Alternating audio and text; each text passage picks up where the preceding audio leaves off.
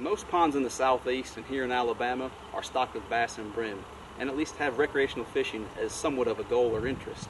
It's important to recognize, though, in terms of maintaining that recreational fishing quality, harvest is a key component to that, primarily being bass harvest. Ponds are not like our rivers and larger reservoirs in the fact that they're not limited by reproduction, they're limited by prey availability and productivity.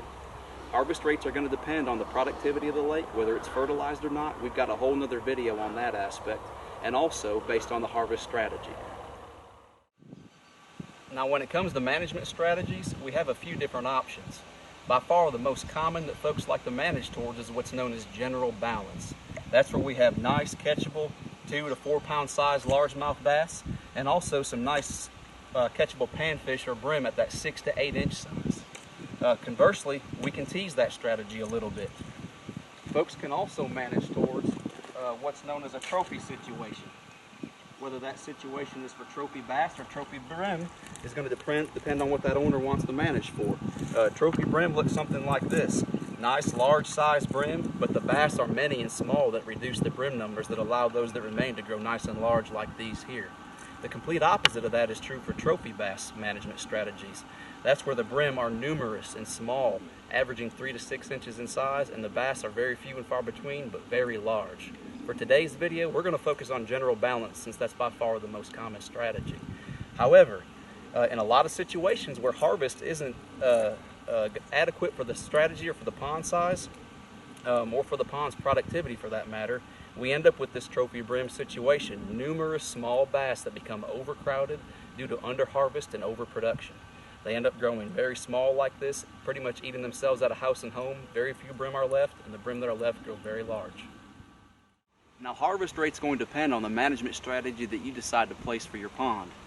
We have a table at the end of this video that's going to go through in detail the harvest based on the management strategy, and then also based on the productivity, whether the pond's fertilized or not. Now, for generally balanced ponds, the recommendation is that 15 to 20 pounds of bass per acre per year be harvested in unfertilized or low productivity systems. That changes a little bit when we fertilize the pond. Then we need to take out a bit more fish. That recommendation is 20 to 25 pounds of bass per acre per year. Now, it's important to understand that the bass that you need to be harvesting should be smaller, 14 inches and less, total length. Now, to give you an idea of what total length actually is, that measurement is basically with the mouth of the bass closed. You'll place them on the measuring board, pinch the tail, and that's the measurement of the bass that you need to be harvesting. Now, there's always some exceptions, like this fish here in front of us. It measures in at about 14¼ inches. It's okay to take fish that are a little bigger than that, especially if they look a little bit poor like this one does. Long fish, bigger head, sunken in stomach, it's not getting enough to eat. It's okay to harvest fish that size if they're a little bit over that limit. Now, when it comes to the harvest of brim, that is bluegill or shellcracker, regardless of the management strategy, the harvest rates will be the same. It's the productivity that's going to be the difference here. In a fertilized or high productive pond, don't take out any more than 200 pounds of brim per acre per year. Now, in an unfertilized pond, we want to be below 100 pounds per acre per year. When it comes to annual harvest, do not rely on your memory. Keep written records in a harvest and weigh station. This station's at a convenient location for you and your visitors. We have a bucket for weighing. We have scales, both mechanical and digital. We really recommend the mechanical scales. They're less accurate, but you never have to worry about running out of batteries. We also keep a notepad and pens and pencils. In this notepad, keep track of the date, the species of fish, the number of fish, and the total weight of the fish. Before recording your data, remember to separate the bass from the bluegill and the shellcrackers. Here we have 14 bass that we're going to weigh.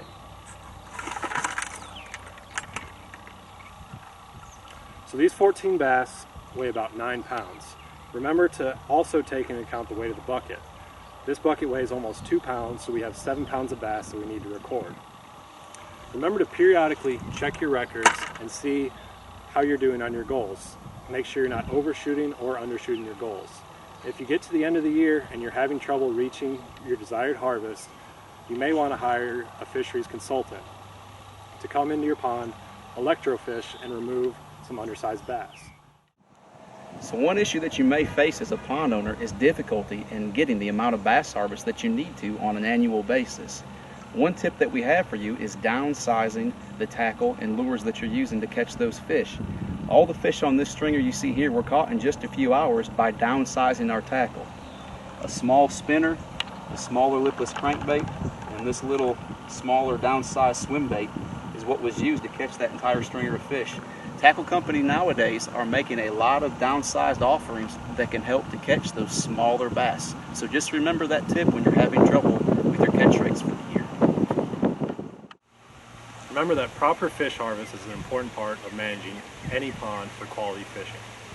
The best part of fish harvest is the fish fry they're going to have tonight. Bass and bluegill, and especially smaller bass, make for excellent table fare.